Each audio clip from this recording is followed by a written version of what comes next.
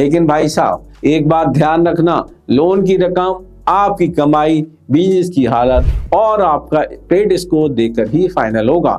तो ऐसा मत समझो कि बैंक आपके चाचा है जो जितना मांगो उतना मिल जाएगा। और हाँ, अगर आपका क्रेडिट स्कोर शानदार है तो 1 करोड़ तक का लोन मिल सकता है, वरना 50,000 से शुरुआत करो, धीरे धीरे अपनी इज्जत बढ़ाओ। तो दोस्तों, अपने क्रेडिट स्कोर को अच्छा बनाए रखें और बड़े सपने देखने की तैयारी करो, आगे बढ़ो और आगे बढ़ो। तो दोस्तों, अब बात करते हैं इंटरेस्ट रेट की, क्योंकि वो फीस जो बैंक या लोन देने वाली कंपनी आपसे उधार के बदले मांगती। अब ये इंटरेस्ट रेट क्यों जरूरी है? क्योंकि यही तय करेगा कि आपकी जेब पर कितना भार पड़ेगा। मान लीजिए आपने अपने दोस्त से 10,000 रुपए लिए और कहा हर महीने 10% एक्स्ट्रा देना होगा, यानी 1,000 हर महीने, और यही 1,000 आपका इंटरेस्ट है। लेकिन अनसिक्योर्ड लोन में इंटरेस्ट रेट थोड़ा ज्यादा होता है। क्यों? क्योंकि यहाँ बैंक या लेंडर को गिरवी रखने के लिए कुछ नहीं मिलता, मतलब ना प्रॉपर्टी, ना गाड़ी और ना गहने, बस आपका बिजनेस और भरोसा। अब इंटरेस्ट रेट पर कौन कौन से फैक्टर असर डालते हैं ये भी जान लो।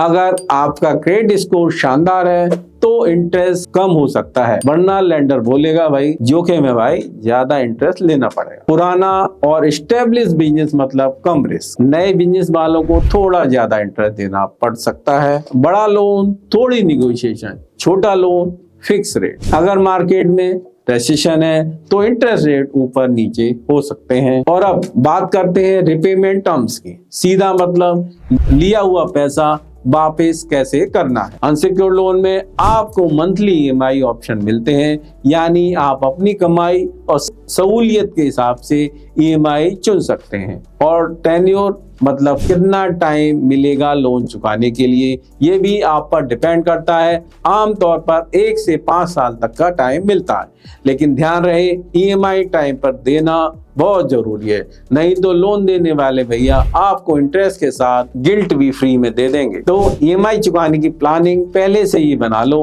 ताकि बाद में मैं किससे उधार लूं वाला सवाल खुद से ना पूछना पड़े। अब बात करते हैं सबसे मजेदार चीज की, जल्दी मंजूरी और पैसा मिलने का तरीका। मान लीजिए आपने बिजनेस के लिए एक अनसिक्योर्ड लोन लिया, अब क्या? तो ये लोन मिलने में टाइम नहीं लगता, मतलब जैसे ही आप अप्लाई करते हो कुछ ही दिनों में लोन की मंजूरी मिल जाती है। अब सोचना क्या है, कुछ घंटों में आपको 1 दिन में ही लोन मिल सकता है। इसमें डॉक्यूमेंट भी कम होते हैं और सारे काम ऑनलाइन भी होते हैं। तो फिर अगर पैसे की जरूरत हो तो किसी के पास टाइम नहीं है रुकने का, और लोन भी जल्दी मिल जाए तो अनसिक्योर्ड लोन है आपके लिए। अब जानते हैं अनसिक्योर्ड लोन से रिलेटेड रिस्क की। समझिए, अनसिक्योर्ड लोन लेते वक्त जैसे आपने एक बड़ी शर्त से भरी सवारी पर चढ़ने का फैसला किया हो बिना सीट बेल्ट के, और वो भी बिना सिक्योरिटी के, मतलब बिना कोई सिक्योरिटी के। पैसा मिल तो रहा है तो भी कुछ रिस्क तो होंगे ही। सबसे पहले समझते हैं कि बोरोवर के लिए इसमें क्या रिस्क होती है। पहला और सबसे बड़ा रिस्क इंटरेस्ट रेट। जी हाँ, क्योंकि आपने कोई सिक्योरिटी बैंक को नहीं दी है, इसीलिए बैंक और एनबीएफसी चाहते हैं कि वो आपसे जितना ज्यादा हो सके इंटरेस्ट ले सके।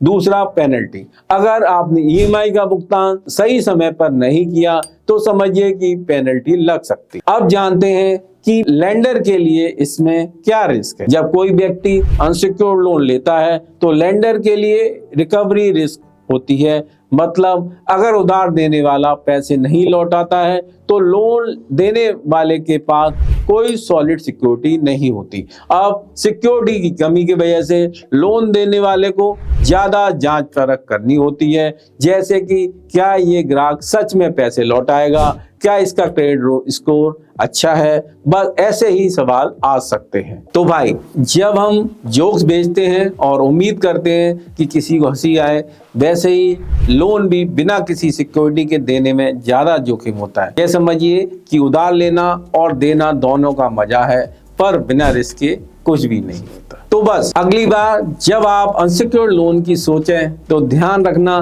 कि यह भी कोई चॉकलेट का पैकेट नहीं है जो सस्ता और मीठा हो। सोच समझकर कदम बढ़ाना और फिर जमकर किस्त चुकाना। अगर किसी ने ना चुकाई तो वो पेनल्टी वाली बात याद रखो। चलिए अब बात करते हैं अनसिक्योर्ड लोन के फायदों की। सबसे पहला फायदा है कोलेटरल की कोई जरूरत नहीं होती, यानी आपको अपने घर या कार के दस्तावेज देने की कोई टेंशन नहीं है।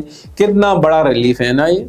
और दूसरा फायदा है जल्दी और आसान प्रोसेस, आपको घर बैठे लोन मिल जाता है। अगर आप छोटे बिजनेस वाले हो तो यह लोन आपके लिए एक लाइफलाइन की तरह हो सकता है, जिससे आप अपना काम जल्दी आगे बढ़ा सकते हैं। और इस लोन को लेने के लिए आपको किसी भी जटिल या समय लेने वाली प्रक्रिया की जरूरत नहीं होती। सिंपल है, फास्ट है। अनसिक्योर्ड लोन लेने का भी अपना मजा है, पर हर चीज की एक कीमत होती है। सबसे पहला डिसएडवांटेज है हाई इंटरेस्ट रेट, मतलब जो पैसे तुमने उधार लिए उस पर ब्याज का अच्छा खासा अमाउंट भी देना पड़ेगा। जैसे तुमने किसी से 1000 रुपए लिए पर वापस 1200 रुपए देने पड़ते हैं, समझो इसमें 200 का ब्याज शामिल है। और दूसरा, लोन की राशि भी सीमित होती है, तुम्हारे पास कोई गारंटी नहीं है तो लेंडर को थोड़ा रिस्क महसूस होता है। इसीलिए सिक्योर लोन की तरह बड़ी राशि की उम्मीद मत करना। तो दोस्तों, अनसिक्योर्ड लोन लेने से पहले ये पॉइंट अच्छे से समझ लो, ताकि बाद में तुम ये ना सोचो कि मुझे तो 1 करोड़ का लोन मिलना था। तो दोस्तों, अब बात करते हैं कि कौन से बिजनेसेस को अनसिक्योर्ड बिजनेस लोन मिल सकता है। अब सोचिए, अगर आप एक स्टार्टअप वाले हैं जिनका आइडिया बहुत जबरदस्त है लेकिन पैसे थोड़े कम हैं, तो ये लोन आपके लिए। ये लोन सिर्फ बड़े बिजनेसेस को नहीं मिलता, छोटे और मीडियम साइज के बिजनेसेस को भी मिल सकता है।